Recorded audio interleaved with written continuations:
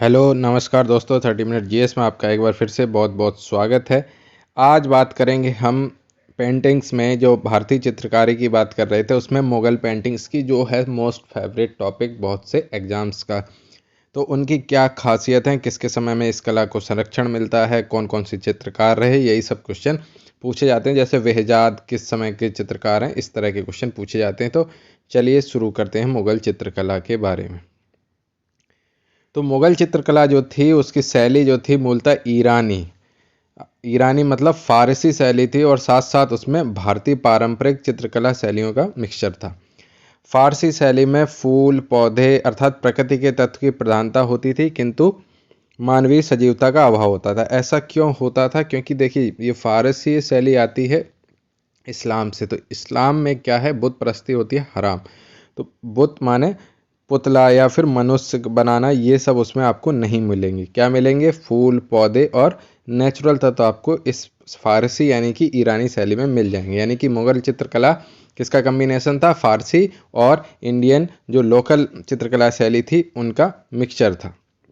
वहीं उस शैली में भावों एवं चित्रकला के नियमों की प्रधानता थी, दोनों का मिश्रण कहलाई।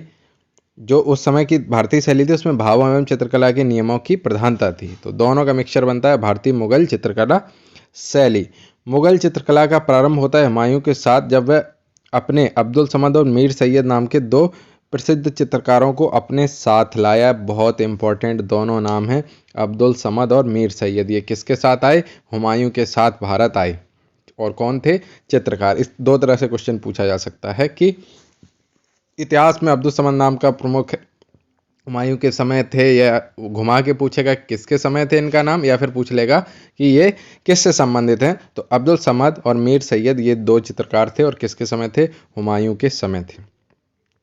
अब मुग़ल कालीन चित्रकला की प्रमुख विशेषताओं की बात कर देते हैं। तो उसके चित्रों में सजीवता थी, यानी कि लिवलीनेस थी, और मनुष्य के ईश्वर की भक्ति की तरफ प्रेरित करने वाली थी। यानी कि वो इंस्पिरेशन देती थी कि गॉड के लिए डिवोशन हो आपके अंदर, देख के आपको ऐसा लगेगा। और ये भारतीय और इस्लामिक धार्मिक पद्धति का मिक्सचर था। इसमें चित्रों में लाल नीले एवं गोल्डन रंगों की प्रधानता थी। इंपॉर्टेंट है तीनों। लाल, और ऑप्शन में आपको दे देगा पीला। ठीक है, आपको पीला दे देगा ऑप्शन में कि लाल हरे रंग की प्रधानता थी। तो किसको आपको याद रखना है?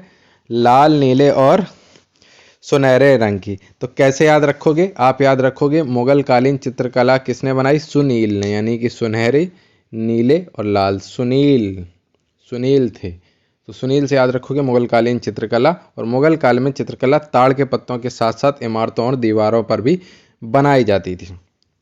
शुरू के चित्रों में छाया नियम और प्रकाश के नियमों का पालन नहीं किया गया है, लेकिन बाद में छाया यानी कि शैडो और प्रकाश के नियमों का पालन किया गया है। जहांगीर कालीन चित्रों के दरबार की झांकी फूलों तथा पशु पक्षियों का महत्व और जनसाधारण के चित्रों का अभाव हो जाता है। अकबर के युग में चित्र प्रायः पुस्तकों में चित्रित किए जाते थे, जब और जहांगीर के समय स्वतंत्र रूप से चित्र बनाने शुरू हो गए। जहांगीर के बाद, मृत्यु के बाद जब शाहजहां आया तो उसने चित्रकला के प्रति कोई विशेष रुचि नहीं दिखाई। क्यों? शाहजहां ने क्या बनाया? ताजमहल। यानी कि उसकी रुचि थी आर्किटेक्चर में, यानी कि स्थापत्य कला में रुचि थी, ना कि चित्रकला में। तो जहांगीर का काल होता है चित्रकला का स्वर्ण काल। इसलिए जहांगीर के काल में चित्रकला में ठहराव आया, और जहांगीर के बाद औरंगजेब के काल में चित्रकला में पतन प्रारंभ हो गया। क्यों? ऑप्शन है, यही ऑप्शन है, बहुत अच्छा ऑप्शन बनाते हैं इससे, कि औरंगजेब के काल में चित्रकला का पतन क्यों प्रारंभ हो गया? क्योंकि औरंगजेब जो था वो धार्मिक रूप से बहुत कट्टर था, और वो चित्रकारी को यानी कि पेंटिंग को इस्लाम के विरुद्ध मानता था। साथ ही उसने चित्रकारों को राजकीय संरक्षण देना प्रारंभ कर दिया, और उसके बाद आगे के मुगल काल में भी चित्रकला ह्रास यानी कि समाप्ति की ओर चली गई, लेकिन क्षेत्रीय स्तर पर वो जीवित रही। यानी कि राजकीय संरक्षण नहीं था, लेकिन जो लोकल पेंटर थे वो उसको बनाते रहे। अब बात करते हैं मॉडर्न इंडिया पेंटिंग्स की, यानी कि आधुनिक भारतीय चित्रकला के बारे में। तो इसमें राजपूत कालीन चित्रकला, मुगल कालीन चित्रकला और अन्य भारतीय शैलियों की चित्रकलाओं, और उसके साथ साथ वेस्टर्न और यानी कि यूरोपीय चित्रकला के सभी तत्व यानी सारे एलिमेंट्स का मिक्सचर है आधुनिक भारतीय चित्रकला। यह चित्रकला उस समय विकसित होती है जब ब्रिटिश कंपनी के अधिकारियों ने भारतीय शैलियों में प्रशिक्षित चित्रकारों को नियोजित किया, ठीक है, यानी कि एम्प्लॉयड किया। और विशिष्टता क्या थी, इसमें वाटर कलर का प्रयोग होता है और तकनीकी दृष्टि से रेखीय प्रक्षेप और छाया प्रभाव की उपस्थिति थी, ठीक है, यानी कि शेडिंग था और लीनियर पर्सपेक्टिव भी उसमें दिखाई गई थी। चित्रकला की यह शैली मुख्य रूप से कोलकाता, जहाँ जहाँ अंग्रेज ज़्यादा रहे, चेन्नई, दिल्ली, पटना, वाराणसी और तंजावुर या तंजौर में हुई। इस शैली में यूरोपीय तकनीक और विषय वस्तुओं का भारतीय तकनीक और विषय वस्तुओं के साथ हो गया मिक्सचर, यानी कि सम्मिश्रण। अंग्रेजों ने धार्मिक विषय पर भी चित्रकला की, जैसे कई रूप धारण करने वाले भगवान गणेश जैसे हाथी के चेहरे वाले भारतीय देवों और देवियों का चित्रण प्रतिबंधित किया। यानी कि अंग्रेजों ने धार्मिक विषय पर, यानी कि रिलीजियस चीज़ों पर भी उसने चित्रकला बनवाई, यानी कि उनका संरक्षण किया। लेकिन था क्या, वो ईसाईयत का प्रचार करना चाहते थे, मिशनरी थे, तो उन्होंने भगवान गणेश के हाथी जैसे चेहरे वाले और भारतीय देवियों का जो चित्रण था उसको कर दिया बैन, की ये नहीं बनाएंगे, क्योंकि उनकी आकृति प्राकृतिक मानवीय आकृति की यूरोपीय धारणा से अलग हटकर थी। अब बात करते हैं भारतीय चित्रकला की कुछ प्रमुख शैलियों के बारे में। तो मोस्ट इम्पॉर्टेंट है इसकी तंजौर चित्रकला। ये देखिए आप, अलग देखिए, ये गोल्डन शेड है, यही सब पूछा जाता है। ऊपर देखिए ये मेहराब जैसा बना हुआ है, और ये अब इसकी विशेषताएं पूछी जाती हैं। इम्पॉर्टेंट पॉइंट ये है। तो यह दक्षिण भारतीय चित्रकला के सबसे लोकप्रिय रूपों में से एक है और तमिलनाडु के तंजावुर या तंजौर शहर की स्थानीय कला है। इसकी खासियत इसमें समृद्ध रंग, बाहरी समृद्धि और कला के लिए प्रसिद्ध चित्रकला है। ये कीमती पत्थरों, कांच के टुकड़ों और सोने से सुशोभित है। देखिए, कीमती कांच के टुकड़े और सोने से सुशोभित है तंजौर चित्रकला, ये पूछा जाता है।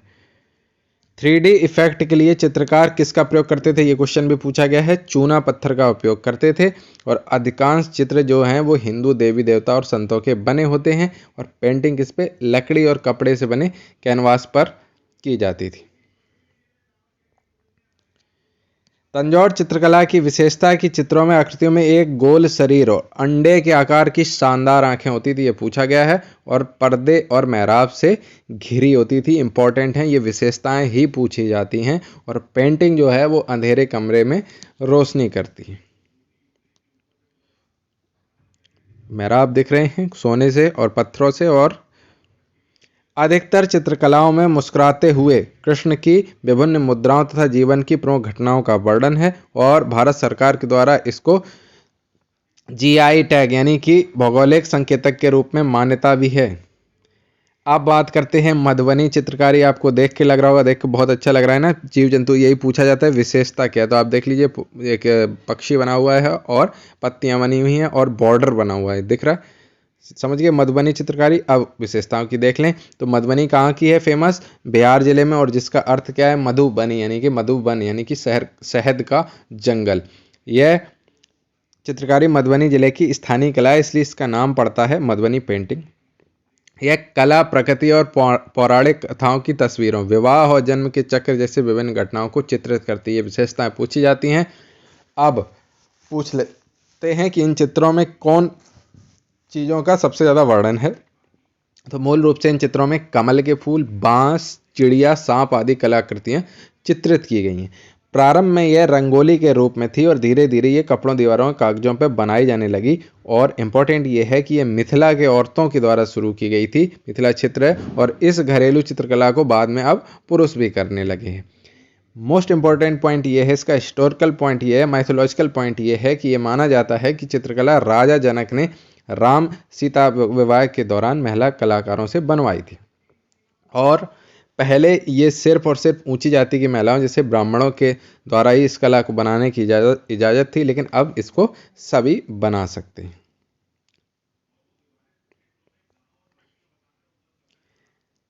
चित्रकला जन्म, विवाह और त्योहारों जैसे शुभ अवसरों को चित्रित करते हुए बनाई जाती है। मधुबनी चित्रकला में जिन देवी देवताओं को दिखाया जाता है वो हैं माँ दुर्गा, काली, सीताराम, राधा कृष्ण, शिव पार्वती, गौरी गणेश और विष्णु के 10 अवतार। इनको मधुबनी चित्रकारी में दर्शाया गया है। इससे संबंधित चित्रकारी में बउआ देवी, भारती दयाल, गंगा देवी, महासुंदरी देवी और सीता देवी सम्मिलित हैं। ठीक है, इनके नाम हैं और इसको जीआई टैग भी मिला हुआ है, जियोग्राफिकल इंडिकेशन। तो याद रखेंगे ये नाम, बउआ देवी, भारती दयाल, गंगा देवी, महासुंदरी देवी और सीता देवी, इनका संबंध किससे है? मधुबनी पेंटिंग से। ये नाम आपको याद रखने। अब बात करते हैं राजस्थानी चित्रकला के बारे में। बहुत आपने सुनी होगी, आजकल साड़ियों पर भी बन के आती है। तो ये बेहतरीन क्वालिटी की लघु चित्रकला है, कागज़ पर और कपड़े के बड़े टुकड़ों पर बनाई जाती है। राजस्थानी चित्रकला में एक विशेष प्रकार की चित्रकारी की जाती है जो कि मुख्यतः ऊंट की खाल पर बनी होती है। इसे उष्ट, ये उष्ट लिखा है, उष्ट नहीं, उष्ट चित्रकारी के नाम से भी जाना जाता है। ये देखिए, आपको दिख रही है, ये देखिए, अलग से ही देख के ही समझ में आ जाता है राजस्थानी लुक है। राजस्थानी चित्रकला के कई प्रसिद्ध स्कूल याद रखना है, मेवाड़, हड़ौती, मारवाड़, किशनगढ़, अलवर और धुआंधार हैं, धुंधर। ठीक है, और राजस्थानी चित्रकला में मुगल चित्रों का स्पष्ट प्रभाव है क्योंकि उन्हीं का वहाँ पर शासन रहा है। राजस्थानी चित्रकला के अंतर्गत नारी सौंदर्य की प्रधानता वाली चित्रकारी को ठणी बणी के नाम से, इंपॉर्टेंट है, पूछा गया है क्वेश्चन, ठणी बणी के नाम से जान रहे हो, बाणाजी ठणी, ठणी बणी नाम से किसको जाना जाता है? नारी सौंदर्य की प्रधानता वाली चित्रकारी को। इस चित्रकार को कई अंग्रेज इतिहासकारों ने भारत की मोनालिसा चित्रकारी के समकक्ष भी कहा है। ये है मोनालिसा, ये है ठणी बणी। अब बात करते हैं, इस पे भी क्वेश्चन आए हैं, कलेमजेथु। कलेमजेथु केरल की एक कला है और इस कला को अन्य नाम कालम भी कहते हैं और इसका प्रचलन केरल के मंदिरों और उपवनों में होता है जहां फर्श पर मां काली और भगवान आदि के चित्र बनाए जाते हैं। चित्रों में प्राकृतिक रंग, द्रव्य और चूड़ों का प्रयोग किया जाता है और इम्पॉर्टेंट पॉइंट ये है कि इसमें 5 रंगों का प्रयोग होता है और चित्र केवल हाथों से बनाए जाते हैं और बनाए गए चित्रों में सामान्यतः क्रोध अथवा अन्य मनोभाव की अभिव्यक्ति की जाती है। अब बात करते हैं पट्टा चित्र या पट्टचित्र चित्रकला के बारे में। ये देखिए, ये आपको दिख रही है, ये है पट्टा चित्र। तो उड़ीसा की यह पारंपरिक चित्रकला है। पट्ट का अर्थ है कैनवास यानी कि कपड़ा और पट्टचित्र अपने जटिल विवरणों के साथ साथ पौराणिक कथाओं के लिए भी जाना जाता है और पट्टचित्र में भी हिंदू देवी देवताओं को दर्शाया गया है और इसमें पेंसिल और चारकोल का कोई भी प्रयोग नहीं किया गया है और लाल और काले रंगों से आउटलाइन बनाने के लिए ब्रश का उपयोग किया गया है। और विषय वस्तु क्या है, यानी कि इसमें किसकी है पेंटिंग? जगन्नाथ भगवान और वैष्णव मत और वैष्णव जो संप्रदाय से संबंधित पेंटिंग्स है वो हैं। और उड़ीसा का रघुराजपुर इस कला के लिए प्रसिद्ध है। ये आप देख लीजिए, पेंटिंग है ब्लैक और रेड से, बाकी इसमें चारकोल और पेंसिल का उपयोग बिल्कुल भी नहीं है। और ये देखिए घनी चित्रकारी, यानी कि बहुत पास पास कई सारे चित्र हैं, यही इसकी विशेषता है। अब बात करें महाराष्ट्र वाली जो वारली चित्रकला है, जनजाति समूह द्वारा बनाई जाती है। इस पे भी क्वेश्चन आए हुए हैं। ये महाराष्ट्र की है वारली और वारली क्या एक जनजाति है। ये तो जनजाति वाले क्वेश्चन में भी आपको ट्राइब्स वाले में पूछ सकते हैं वारली कहाँ से संबंधित है, महाराष्ट्र से है।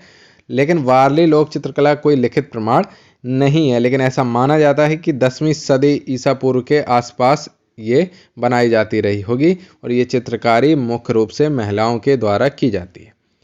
चित्र में इंपॉर्टेंट पॉइंट क्या है, क्योंकि जनजातियों से संबंधित है तो चित्र में पौराणिक पात्रों, देवी देवताओं को नहीं दर्शाया गया है बल्कि सामाजिक जीवन के विषयों को दर्शाया गया है। ये देखिए, सामाजिक मतलब जो जनरल काम है वो सब दर्शाया, भगवान को नहीं दर्शाया गया क्योंकि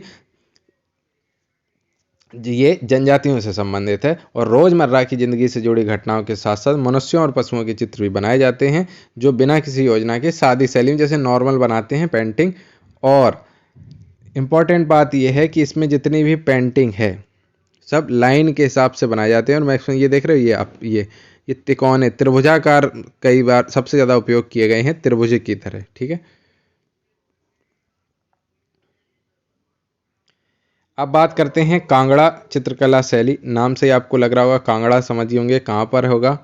तो उत्पत्ति होती है इसकी हरिपुर गुलेर यानी कि हिमाचल प्रदेश के जिला कांगड़ा में जो कस्बे हैं पास पास हरिपुर और गुलेर में। संरक्षक पहले गुलेर के राजा गोवर्धन चंद थे, उसके बाद उनके पुत्र प्रकाश चंद और बाद में कांगड़ा के राजा संसार चंद ने कांगड़ा चित्रकला को संरक्षण दिया। इसकी विषय वस्तु होती थी प्रेम प्रसंग और भक्ति रहस्यवाद। चित्र पौधे, लताओं और पत्तों वाले वृक्षों की पृष्ठभूमि सहित प्राकृतिक दृश्यों के चित्रण होते हैं। देखिए हिमाचल में है तो प्राकृतिक दृश्य तो होंगे ही होंगे, ये याद रखने का तरीका है। महिलाओं के चेहरे पर नाक, ललाट यानी कि मस्तक के अनुरूप रेखी, आंखें लंबी और संकीर्ण होती हैं और ठुड्डी तीक्ष्ण यानी कि तिरछी होती है, मतलब एक नुकीले टाइप की होती है। जबकि तंजौर शैली में क्या था, मुंह गोल था, आंखें अंडाकार थीं, और इसमें आंखें लंबी और ठुड्डी थोड़ी कैसी है, नुकीली है। कांगड़ा कला मूल रूप से रेखा चित्रण की एक कला है। रेखाओं की सूक्ष्मता, रंगों की चमक, कौन सा, पीला, लाल, नीला, और अलंकार विवरण की बारीकी इसकी प्रमुख विशेषताएं हैं। रंगों का निर्माण वनस्पतियों और खनिजों से होता है, सब कुछ नेचुरल। अब बात करते हैं पहाड़ी चित्रकला, इसमें बहुत क्षेत्र आ जाते हैं। पहाड़ी पेंटिंग की बात करें तो ये भारत के हिमालयी राज्यों में स्वतंत्र रूप से इसका विकास होता है और 17वीं शताब्दी से लेकर 19वीं शताब्दी के मध्य में ये डेवलप होती है और फिर ठहराव में आ जाती है, यानी कि फिर वही चलता रहता है, सब लोग बनाते रहते हैं। पहाड़ी शैली दो सुस्पष्ट भिन्न शैलियों, अत्यधिक गहरे रंग वाली कौन सी शैली है, बसौली शैली, तथा रुचिकर एवं भावपूर्ण कांगड़ा शैली से मिलकर बनी, यानी कि बसौली शैली और कांगड़ा शैली को मिलाकर बनाते हैं पहाड़ी शैली। पहाड़ी चित्रकला शैली की अवधारणा तथा भावनाओं की दृष्टि से भगवान कृष्ण की कथाओं से चित्रण की अभिरुचि वाली राजस्थानी चित्रकला से निकटता, यानी कि आपको थोड़ा थोड़ा ऐसा लगेगा कि राजस्थानी पुट है उसमें। इससे धर्मनिरपेक्ष एवं दरबारी दृश्यों के चित्रण के अतिरिक्त भागवत पुराण, रामायण, रागमाला श्रृंखला और गीत गोविंद से जुड़ी हुई कुछ उत्कृष्ट कृतियों के समूह के रूप में चित्रित किया गया है। अब बात करते हैं पिछवाई चित्रकला के बारे में। ये देखिए आपको पिछवाई चित्रकला के कुछ उदाहरण देख रहे हैं, ये फोटो बनी है और कमल बने हुए हैं, ये गाय बछड़ा बना हुआ है।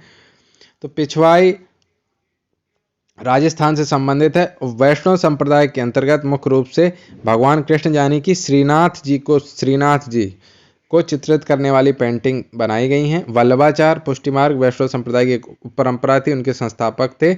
उनको 16वीं सदी में पिछवाई कला शुरुआत करने का श्रेय जाता है। तो अगर पूछे पिछवाई कला की शुरुआत करने का श्रेय तो वल्लभाचार्य को, ठीक है, वैष्णव संप्रदाय के थे और इन्होंने श्रीनाथ जी की पेंटिंग बनाई। मुख्य रूप से पुष्टिमार्ग संप्रदाय के हिंदू मंदिरों में लगाने और भगवान कृष्ण की कहानियों को चित्रित करने के लिए पिछवाई चित्र बनाए जाते हैं। अब बात करते हैं टिकुली चित्रकला के बारे में। ये देखिए आसपास ये पत्तियों की डिजाइन है गोल कलर की, और ये देखिए आपको पेंटिंग दिख रही है। तो टिकुली बिहार से है और टिकुली शब्द महिलाओं के लिए उनकी भौहों के बीच में लगाई जाने वाली बिंदी के लिए उपयोग किया जाता है स्थानीय तौर पर, टिकुलिया। तो टिकुली पेंटिंग में मधुबनी रूपांकनों का उपयोग, यानी कि मधुबनी शैली का कुछ कुछ उपयोग किया जाता है। अब बात करते हैं काली घाट चित्रकारी की। तो आपको अंदाज लगाना चाहिए कि काली माँ कहाँ पर सबसे ज़्यादा है। तो काली घाट चित्रकारी 19वीं सदी में कोलकाता के काली घाट, देखिए कोलकाता से ही काली माता फेमस है, तो कपड़े पर काली माई कलकत्ता की ऐसे हम लोग बोलते थे, उससे कपड़े पर बनाई जाती है और इसमें हाथ से रंग भरे जाते हैं। इसमें हिंदू देवी देवताओं और महाकाव्यों के चित्र हैं। अब बात करें थांका पेंटिंग की। अब थांका नाम से आपको क्या लग रहा है, देखिए नाम में ही बहुत कुछ छुपा होता है। आप ऑप्शन देखेंगे और नाम देखेंगे तो अंदाज लगाने लगेंगे। अगर आप ऐसे वीडियो देखते रहे तो समझ जाएंगे, हम आपको थोड़ी थोड़ी हिंट देंगे, आप समझ जाएंगे। ऑप्शन टिक लगाने में बहुत आराम होता है, क्योंकि जीएस में आपको 70% आता है, 30% आपको खुद से कहने को वो तुक्का होता है, लेकिन आपने कभी कहीं ना कहीं पढ़ा होता है और थोड़ा सा आइडिया लगाते हैं। तो थांका चित्रकला देखिए, ये थांका है, भगवान बुद्ध बने हैं। तो ये थांगटा आपने नाम सुना होगा, है ना। तो यानी कि नॉर्थ ईस्ट क्षेत्र, यानी कि सिक्किम और ऊपर पहाड़ी क्षेत्रों में हिमाचल प्रदेश, लद्दाख, अरुणाचल प्रदेश से संबंधित है। और मूल रूप से इसमें बौद्ध धर्म के सिद्धांतों के प्रति श्रद्धा व्यक्त करने के लिए ये पेंटिंग बनाई गई थी। और इस चित्रकला में प्रयोग किए जाने वाले रंगों का अपना महत्व है। क्या महत्व है, यानी कि हर रंग की अलग अलग वैल्यू है कि उससे क्या दिखाना चाहता है। यानी लाल रंग मनोभाव की तीव्रता को दिखाता है, इमोशंस को दिखाता है। स्वर्णिम रंग यानी कि गोल्डन रंग जीवन और मृत्यु के लिए है। श्वेत रंग शांति के लिए आपको पता है। काला रंग और लाल रंग क्रोध के लिए होता ही है। हरा रंग चेतना का प्रतीक है और पीला रंग करुणा और दया का प्रतीक है। अब बात करते हैं प्रारंभिक लघु चित्रों के बारे में, यानी कि प्रिलिमिनरी मिनिएचर्स के बारे में बात करते हैं। ये आपको दिख रहा है। तो ये लघु चित्र सूक्ष्म विवरण वाले यानी कि छोटी छोटी कई सारी चीज़ें दिखाई गई हैं, वो छोटे चित्र होते हैं। ये कागज़, ताड़ के पत्तों और कपड़ों सहित नष्ट सामग्रियों पर चित्र यानी कि ऐसी चीज़ों पर चित्रित होते थे जो समाप्त हो सकती हैं आसानी से, और इनकी विशाल भित्ति चित्रों की प्रतिक्रिया स्वरूप विकसित हुए, यानी कि जो बड़े बड़े वॉल पेंटिंग बनाई जाती थी उनके छोटा वर्जन है ये, और इनका विकास हुआ 8वीं और 12वीं शताब्दी के बीच में। खास इतना इम्पोर्टेंट नहीं है, लेकिन ये इम्पोर्टेंट है पाल शैली वाले। तो लघु चित्र के प्रकार दो प्रकार के हैं, एक पाल शैली के लघु चित्र हैं और एक अपभ्रंश शैली के लघु चित्र हैं। पाल शैली के लघु चित्र की बात करें यानी कि पाल स्टाइल मिनिएचर्स की बात करें तो इनका विकास होता है 750 से 1150 ईस्वी में, और ये पांडुलिपियों के रूप में हैं यानी कि मैन्युस्क्रिप्ट्स के रूप में हैं। ये ताड़पात्र यानी ताड़ के पत्तों पर या चर्म पात्र पर चित्र यानी चमड़े से बने हुए खाल पर चित्रित होते हैं। इसके अलावा केले और नारियल के पेड़ के पत्तों का भी उपयोग किया जाता है। और पाल काल जब आपको ऑप्शन दिखे कहीं भी तो ये समझ लेना वो बौद्ध धर्म से संबंधित है, इतना आप गांठ बांध के लिख लो, कोई दिक्कत नहीं है। कहीं ऑप्शन आ जाए ना पाल शासकों का संबंध किससे है या पाल चित्रकारी का संबंध किस धर्म से है, तो पाल मतलब आप बौद्ध धर्म समझ लीजिए। तो मूलतः बौद्ध भिक्षुओं द्वारा निर्मित चित्र जिनमें अहिंसा का संदेश दिया जाता था। विशेषता क्या है? चित्रों की सरल संरचना है और बौद्ध धर्म की वज्रयान शाखा के द्वारा इसका विकास किया गया। और एक बात याद रखो चित्रकारों के नाम, तो उस समय के प्रमुख चित्रकार थे धिम्मन और वितपाल, डीवी, ठीक है, डीवी थे धिम्मन और वितपाल, डीवी धिम्मन और प्रतिपाल। अब बात कर लेते हैं एबरेशन स्टाइल मिनिएचर यानी कि अपभ्रंश शैली के लघु चित्रों के बारे में। तो इनका भी विकास होता है 11वीं सदी से लेकर 15वीं सदी के दौरान, और यह पश्चिमी भारत की प्रमुख शैली है। यह मूलतः कहाँ पर पश्चिमी भारत की बात करें तो गुजरात और राजस्थान के मेवाड़ क्षेत्र में विकसित है। अब जब गुजरात राजस्थान की बात कर ली तो आपको याद हो जाना चाहिए कि वहाँ सबसे ज़्यादा कौन पाए जाते हैं? जैन लोग। तो चित्र मूलतः जैन धर्म से संबंधित हैं, हालांकि आगे चलकर वैष्णव संप्रदाय के भी चित्र इसमें बनने लगे थे अपभ्रंश शैली के चित्रों में।